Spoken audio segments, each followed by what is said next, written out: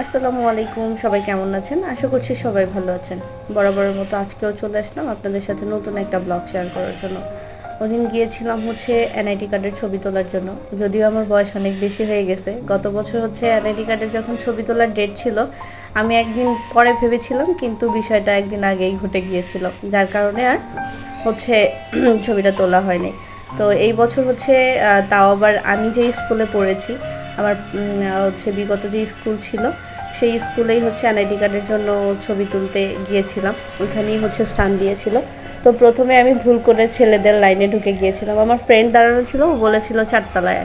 তো আমি ওর কথা অনুযায়ী চারতলায় চলে যাচ্ছিলাম। এরপরে একটা ভাইয়া বলতেছে, আপু এখানে হচ্ছে মেয়েদেরটা না, মেয়েদেরটা ওই বিল্ডিংয়ে, আপনি কাইন্ডলি একটু ওই বিল্ডিংয়ে চলে যান। এরপর হচ্ছে ওই বিল্ডিংয়ে চলে যাই। ওই বিল্ডিংয়ে চলে যাওয়ার পরে আমার ফ্রেন্ড ওইখানেই দাঁড়ানো ছিল চারতলায়। ও আবার আমার জন্য সিরিয়াল রেখে দিছিল। ও যদি সিরিয়াল না রাখতো তাহলে অনেক সময় লেগে যেত, মোটামুটি ভালো সময়ই লাগতো।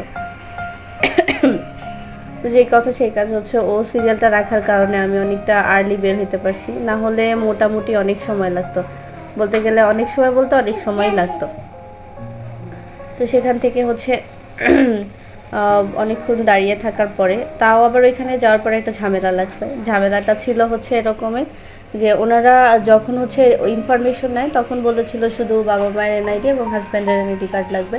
বাট ওইখানে যাওয়ার পরে শুনি যে আর অনেক কিছু লাগবে। তারপরে আলহামদুলিল্লাহ সব কিছু কমপ্লিট।